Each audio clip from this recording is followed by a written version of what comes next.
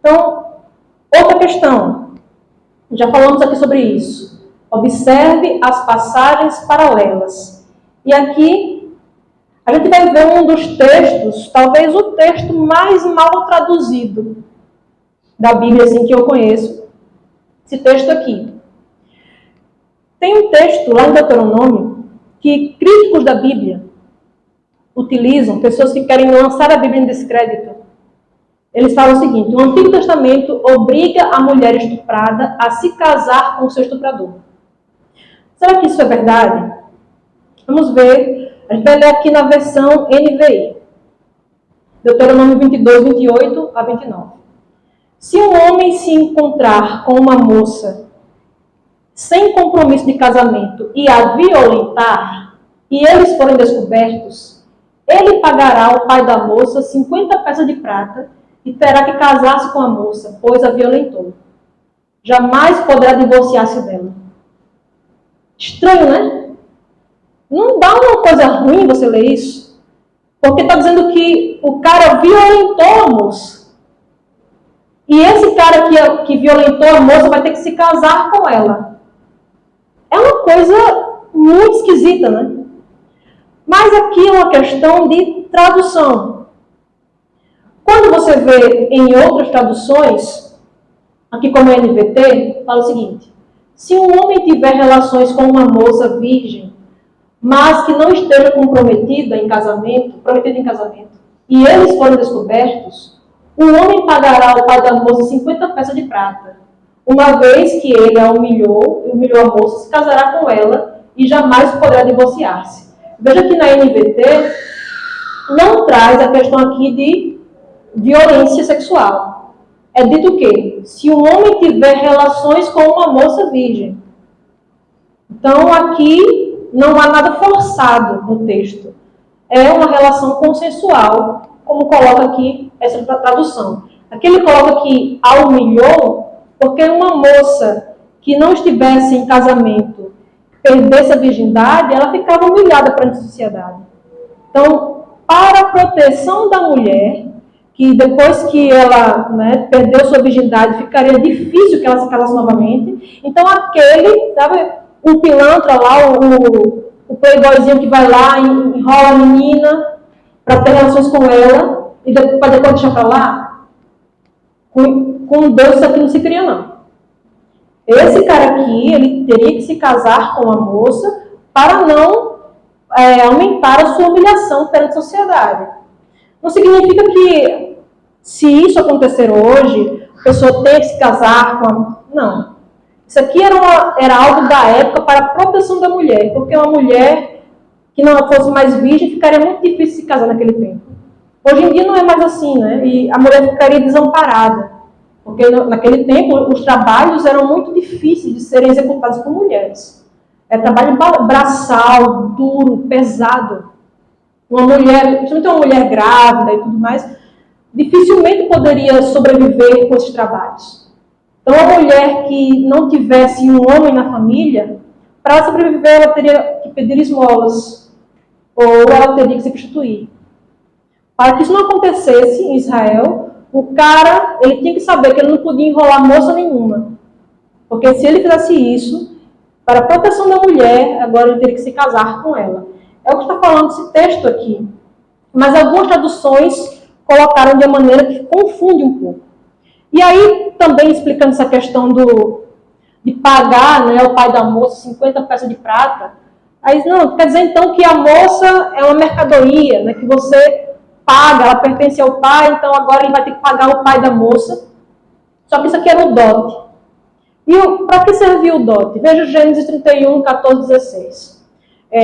Raquel e Lia conversando com Jacó com relação à herança de seu pai Labão. Sabe que pela história, Labão enganou Jacó até não poder mais, né? Toda hora ele mudava o salário de Jacó e tudo isso. Então veja que aqui Raquel e Lia falam a Jacó. Então responderam Raquel e Lia e lhe disseram: há ainda para nós parte ou herança na casa do nosso pai? Não nos considera ele como estrangeiras? Pois nos vendeu e consumiu tudo que nos era devido. Porque toda a riqueza que Deus tirou do nosso pai é nossa e de nossos filhos. Agora, pois, faze tudo o que Deus te disse. Porque quando Labão estava ali enganando seu genro Jacó, ele estava, inclusive, tirando o sustento de suas filhas também. Porque Jacó estava ali trabalhando para conseguir se casar com Raquel, né? Ele foi enganado e Labão colocou Lia no lugar de Raquel. Teve que trabalhar mais 7 anos para conseguir se casar com Raquel mesmo. E então, ele pega, trabalha por elas, ou seja, isso mostrava que o cara tinha condição de sustentar uma família, o dote servia para isso. O cara pagava esse dote para dizer, olha, pode me confiar sua filha que ela não vai ficar desamparada, eu tenho condição de sustentá-la. E não só isso, esse dote era como seguro de vida para a moça. Veja que é dito aqui, ó, ainda há para nós parte ou herança na casa do nosso pai. Ou seja, aquilo ali era para elas também, né? Aquilo que Jacó está trabalhando era para o próprio sustento delas. Não nos considera ele como estrangeiras, ele não está nos tratando como filhas, porque Jacó está trabalhando e está consumindo aquilo que, como elas falam aqui, é nosso e de nossos filhos. Labão queria toda vez enganar Jacó, e aí Deus pegava e subvertia os planos de Labão e favorecia Jacó. Então elas falam aqui, a riqueza que Deus tirou do nosso pai é nossa e de nossos filhos. O dote servia para isso.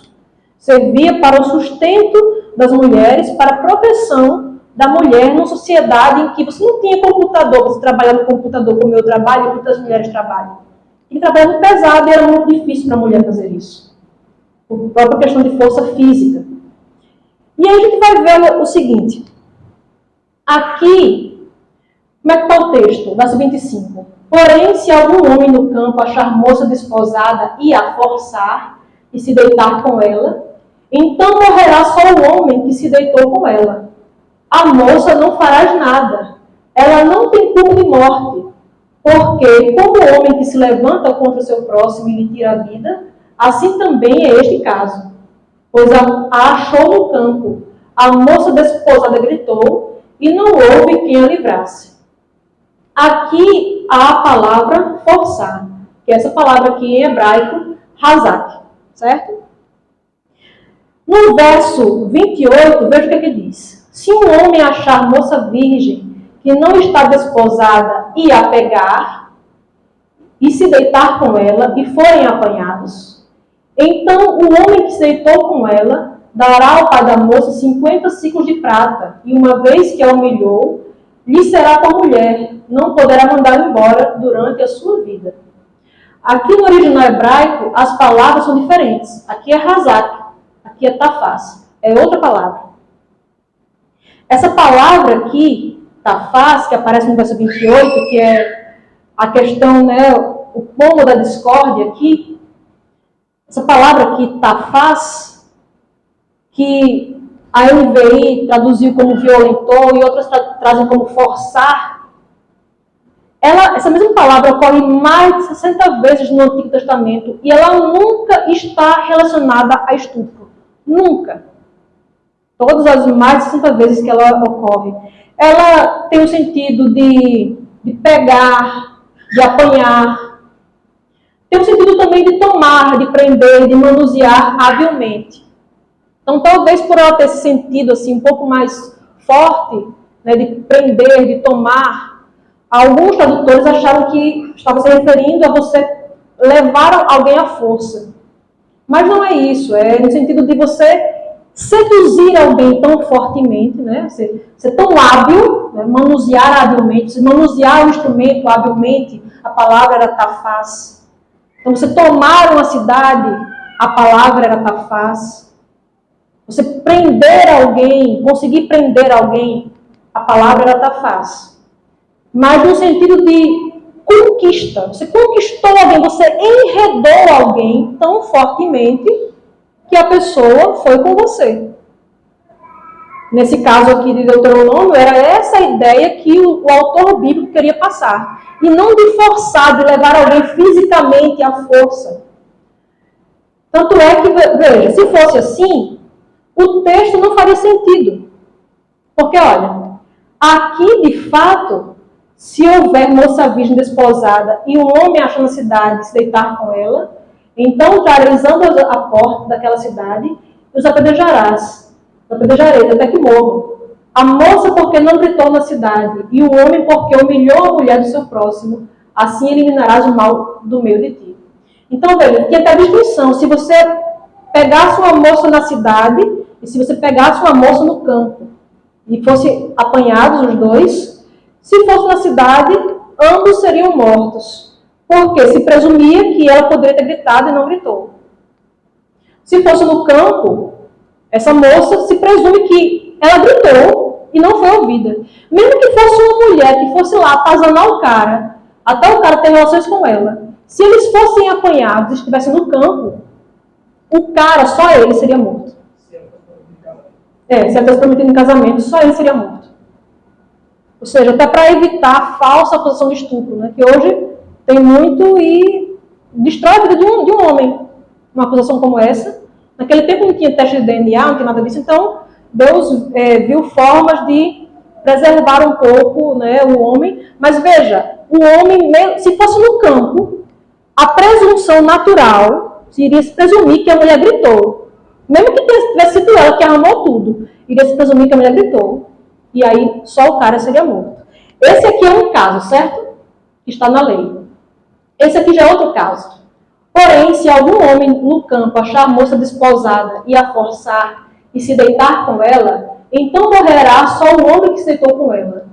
A moça não fará nada, ela não tem culpa de morte, porque como o homem que se levanta contra o seu próximo e lhe tira a vida, assim também é este caso, pois achou no campo a moça desposada gritou e não houve quem a livrasse. Esse é um caso. Então aqui a gente tem o primeiro de cima é adultério. Essa mulher era prometida em casamento, ou mulher casada.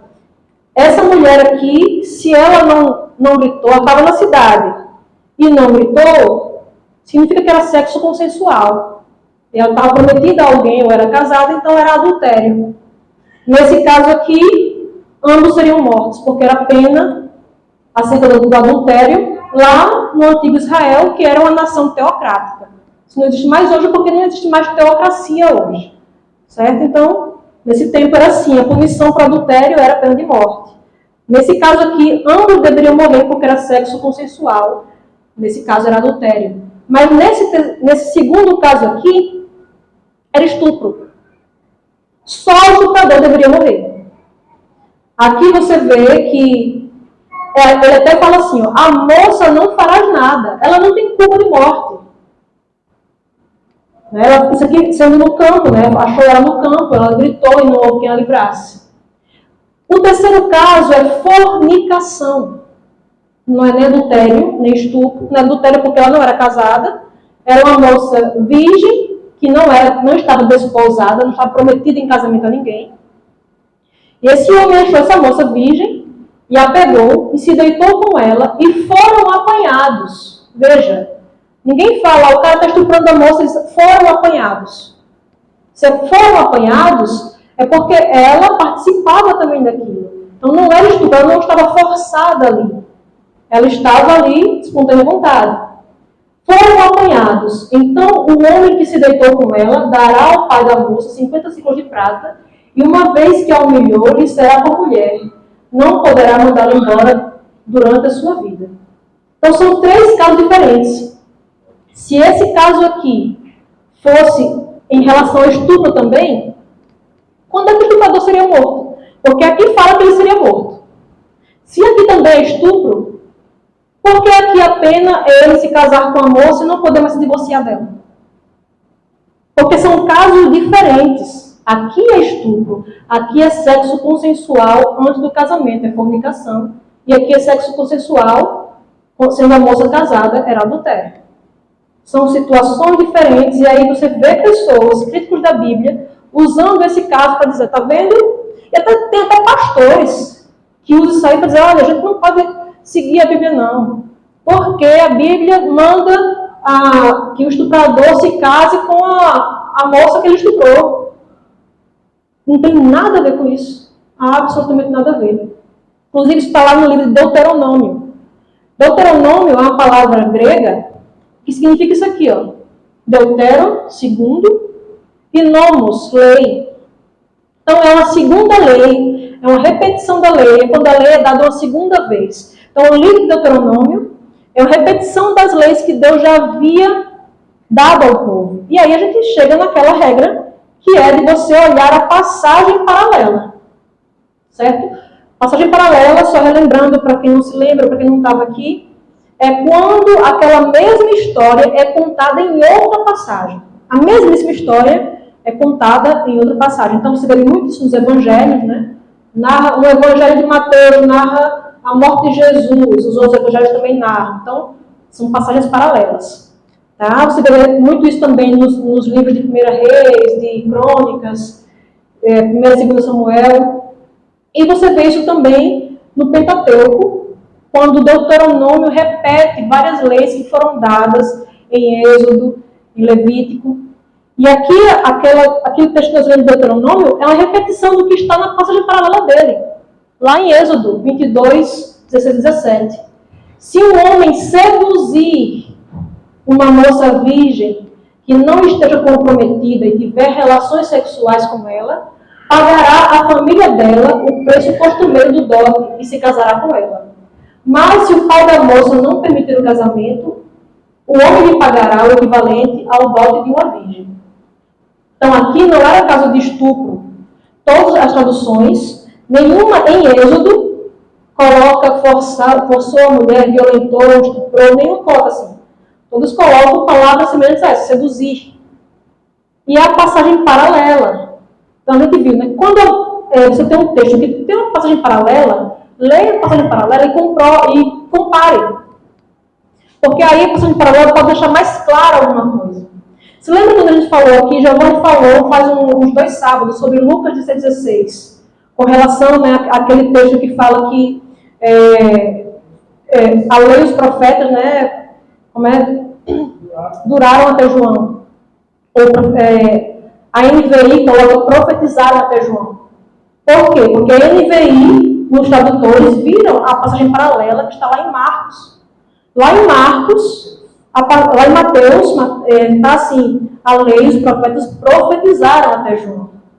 A gente viu que lá em Lucas, por algum motivo, se perdeu o verbo ali na frase. A lei e os profetas até João, é assim que está lá. Aí os tradutores, para não ficar sem sentido a frase, supriram com o verbo que eles achavam que faria mais sentido. Então, alguns achavam ali que a lei havia passado. Então, a lei e os profetas duraram até João, ou vigoraram até João. É assim que está em algumas traduções. Mas a NVI já coloca de maneira mais coerente, porque ela olhou a passagem paralela, lá de Mateus. E em Mateus consta o verbo, e o verbo é profetizaram. Aí ele pegou e supriu em Lucas, onde falta o verbo, supriu com o mesmo verbo da passagem paralela. Aqui os tradutores poderiam ter feito a mesma coisa também. E aí, traduções como a NVT colocam de maneira mais correta. A Almeida, Revista Atualizada, também coloca de maneira melhor, e não como sendo um estupro e o estuprador ter que se casar com a moça estuprada. Isso não faria sentido dentro do próprio contexto da passagem. Sim.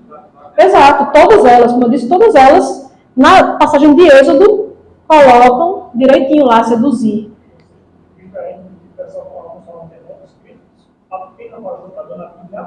Isso. Exatamente. Veja como é perfeita a Bíblia, né? Já adianta a questão de falsa posição de estupro, já adianta a questão de... Porque tem muita gente que fala assim, não, mas... essa mulher que estava andando com essa roupa, a Bíblia nunca coloca assim. Nunca. A Bíblia sempre coloca a culpa no criminoso, no estuprador. A mulher pode estar o que for. Se ele estuprou a mulher, se ele forçou a mulher, a culpa é do estuprador, nunca da mulher. Até coloca, né, como eu falei, se estava no campo, já vai se presumir que a culpa era do cara. Sempre. No campo, porque não tinha quem ouvisse o grito da mulher, sempre vai se presumir que a culpa era do homem. Ainda que ele fosse inocente, porque já que não tinha como você averiguar, fazer um monte de coisa, não tinha câmera, né? Ainda que ele fosse inocente, a culpa seria dele, mas aí a Bíblia também procura proteger um pouco para evitar essas falsas acusações. Então tinha uma pena se fosse no campo, outra pena se fosse na cidade. E assim, a Bíblia é perfeita. Você pegar essa perfeição, um código desse, de leis tão perfeitos quanto esse, e você dizer, não adianta você tentar fazer uma leitura piedosinha disso. A Bíblia diz que o homem que estuprasse a mulher tem que se casar com ela, a mulher tem que ser obrigada a viver a vida inteira com o seu estuprador. Isso é um absurdo, isso não faz sentido no contexto da passagem, em lugar algum. Então aqui veja, alguns comentários bíblicos colocam assim, né, que eles foram apanhados, justamente significava isso, né? Possivelmente se fossem vistos por testemunhas ou se confessassem a fim de pressionar os pais que eram contra o casamento. Alguns faziam isso. Pais que eram contra o casamento, então eles faziam para pressionar os pais, e aí foram apanhados, significava isso. Então aqui outro comentário coloca, né? A sedução de uma jovem não comprometida. Então a jovem foi seduzida.